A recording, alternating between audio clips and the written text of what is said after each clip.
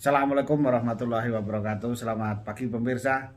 Jumpa lagi di sini dalam bincang-bincang mengenai masalah pertehan di Indonesia khususnya.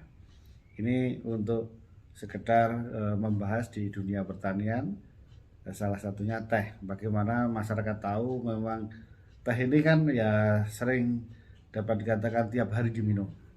Tapi bagaimana di belakangnya industri teh itu sendiri termasuk perkebunan akan kita bahas kondisi update terkini pertehan di Indonesia. Kita bincang-bincang biasa bersama Pak Erdi Yansah Resamela. Selamat pagi, Pak Erdi. Pagi, Pak. Waduh. Pakai rompi nih, Pak. Agak Oh dingin. iya, agak dingin ya. Iya. Iya. Jadi bisa mundur sedikit Mas, Oke, biar oke. biar agak Oke, apa? Pak, ya? Ya bagus Nah, ya. sip. Nah, sebentar ini kita setel bagus. Jadi ini Pak Erdi, Ya. kita teh itu kan udah lama ditanam di Indonesia Oh ya. iya. Sejarahnya kapan itu ya? Kalau dibawa pertama kali bahkan dari tahun 1600. Oh, Tapi iya. belum tahu kalau itu tanaman Ah. bisa diminum. Iya. Ya, tanaman pagar gitu ya. Iya. Mulai di komersial 1800. Oh ya itu. Hmm. Dan itu kan berkembang, ya Wah, kan. sangat berkembang. Dulu ya datang ke sini karena rempah-rempah kan Oh, Belanda iya, itu kan jelas. Belanda yang nanam. Belanda. Berjaya lah Iya. teh itu. Iya. Kesimpulannya berjaya. Oh, sampai dulu dibilang the golden leaf, Oh gitu. daun emas. Oh daun emas ya. Iya. Terus tetapi kan akhir-akhir ini nampaknya terpuruk ya Mas. Iya, di Indonesia, Pak, ya. Di Indonesia. Iya, Ini iya. kita ngomong di Indonesia. Iya, iya. Iya. Ya kalau dikatakan apa ya agak terpuruk itu gambaran kondisinya bagaimana Pak Erdi? Ya. Dari segi luasan dulu lah sekarang. Begini, Pak, terpuruknya itu dalam 5 tahun luasan terus menurun. Oh luasan. Ya, luasan terus menurun. Sekarang itu 112.000 hektar lah. Oh iya. 112.000 Itu tersebar di mana aja? Cuman 2 pulau, Pak, 2 Jawa pulau. sama Sumatera. Lebih 70% itu di Jawa Barat. Oh di Jawa Barat. Menyusul Jawa Tengah dan Sumatera Utara. Oh gitu ya. Heeh.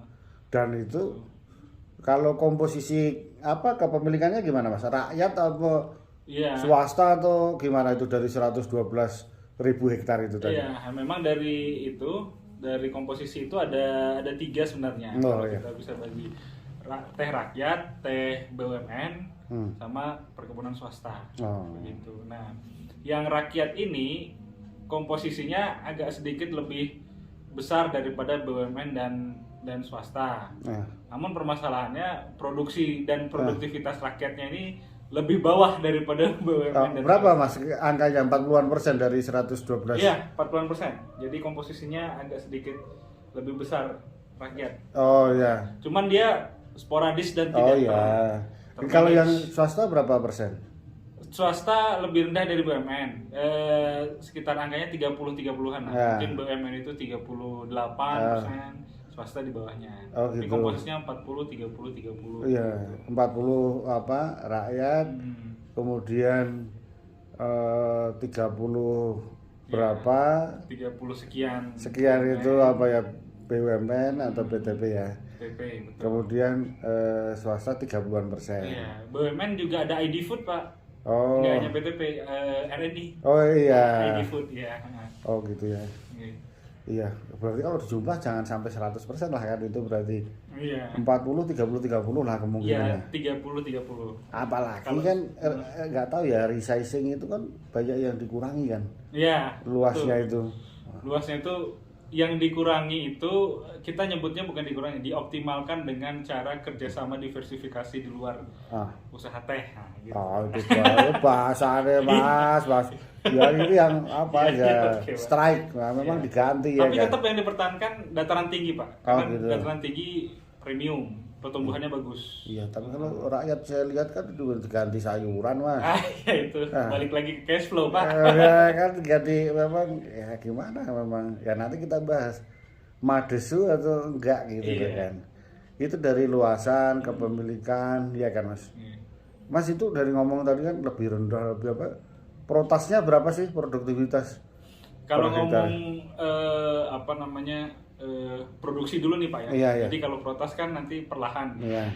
Kalau produksi itu 5 tahun terakhir itu konsisten menurun. Oh, menurun. Nah, sayangnya itu tapi begini Pak, di 2022 ini ada tren peningkatan sedikit Pak. Jawabannya karena resizing itu. Oh ya, itu produktivitas karena dikurangi luasnya. Iya, betul Pak. Ya. Gitu. 120-an, nah terakhir itu agak naik 140.000 Pak. Oh ya. Ya, 140.000 ton teh kering per itu. Iya. 120 ton teh kering. Makanya kita bandingkan tadi Mas. 112.000 itu kan dulu pernah berapa dulu? Kalau parameternya berarti kalau itu kan produksi total. Enggak luas Mas, yang tadi Luas. luasan kan 112.000 Ya. hektar. Itu dulu tuh kita 150 ribuan Pak. Begitu. Zaman dulu ya. Iya. 150 ribuan terus menurun sampai 120.000 terus menurun lagi Iya. sampai 100 ini. Kita ranking berapa? 7 ya dunia. Dari produsen ranking 7. Ranking produsen ranking Iya. 7. Iya, iya. Produsen ranking 7. Nomor 1 mana Mas? Cina. Cina. Terus mana India? India. Oh gitu. Kenya. Kayaknya Iya. Sri Lanka. Sri Lanka agak sedikit di atas kita dikit. Iya, iya. Maksudnya masih di atas kita. Iya, di atas kita. Itulah produsen-produsen teh dunia. Kita Iya. apa ya? Posisi kita di mana? Nomor 7. Nomor 7. Dari luasan produktivitas berapa tadi? Produksi 1 hektar nanam teh itu berapa Mas? Nah, kalau produktivitas berarti kan teh kering per lahan, Pak. Iya. Nah, kita rata-rata kita di 1.500 1.600 teh kering per hektar per tahun. Padahal potensi klon itu bisa sampai 4.000. Mau sampai 4.000. Oh, jauh ya, Pak. Iya. Harga pucuk berapa sekarang harga pucuk? Kalau harga pucuk kriteria pucuk segar ini, Pak. Iya, pucuk segar. Ya, sekitaran kalau di raket itu 2.800-an. Ya, ada 3.000 katanya naik ya sekarang. Iya, sekarang naik 3.000. Itu kan biar tahu situasi terkini kita sekarang ya kan. Iya. Tadi kita ada kalau yang diproduksi di Indonesia Mas, itu jenis teh apa saja sih? Jadi kalau lihat komposisinya Pak, kita masih lebih paling utamanya tuh black tea Pak. Iya, teh hitam. Teh hitam, kemudian menyusul green tea, Teh hijau. teh hijau. Lalu sisanya kriterianya grade di bawah packing 3 kg. Oh gitu. Ya, itu kriterianya. Itu semua diekspor atau untuk dalam negeri gimana itu? Ada diekspor, ada untuk dalam negeri tapi sayang. Oke, jadi kita lanjutkan lagi tadi ini terputus. Iya. Oh, terus kan diekspor Mas. Iya. Nah, kita juga melakukan impor ya Mas ya ternyata. Iya, itu dia Pak. Gimana itu? Juga. Jadi begini Pak, konsumsi dulu Pak ya. Iya, konsumsi. Konsumsi domestik kita tuh bahkan lebih rendah daripada negara-negara lain. Peringkat itu peringkat 5. Iya. Kita cuma 0,4. Satu orang itu mengkonsumsi teh itu cuma 400 gram per tahun. per kapita per kepala. Per kapita per kepala. Itu kalau per hari itu di bawah 1 gram. Iya. Yang paling tinggi mana? Turki ya? Cina Pak. Cina. Turki? Turki masuk dalam 5 besar. Oh iya. Kalau paling tinggi berapa sih minum teh?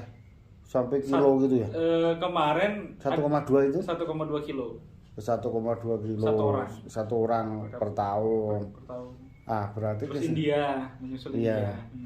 Berarti kan kita harus menggenjot konsumsi dalam negeri nih ya, kuncinya. Itu dia. Ya kita sekarang kan udah tahu ekspor gambarannya. Kemudian kemarin kita kendala itu kan kesimpulannya bagaimana? Teh kita itu madesu atau ya madesu itu masa depan suram. Lingkaran setannya, lingkaran setan baik lagi. Mutu, input faktor, HPP, harga jual itu bolak-balik di situ tuh.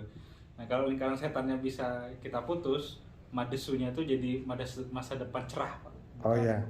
Bukan madesu lagi begitu. Oh iya, jadi optimis kita ya ke depan. Harus optimis. Kondisi sekarang memang kurang baik, tapi ya diharapkan dengan membuka keran pemasaran dalam negeri. Iya.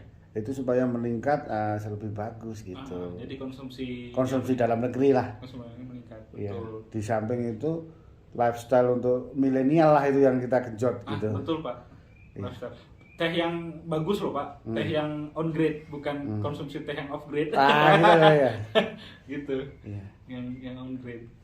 Iya, oke, terima kasih Iya. Pak Erdiansyah ngobrol-ngobrol kita Siap. tentang apa ya, Kondisi teh Indonesia terkini. terkini. Iya, potret industri teh terkini. Iya. Oke, pemirsa, terima kasih atas perhatiannya. Assalamualaikum warahmatullahi wabarakatuh. Waalaikumsalam.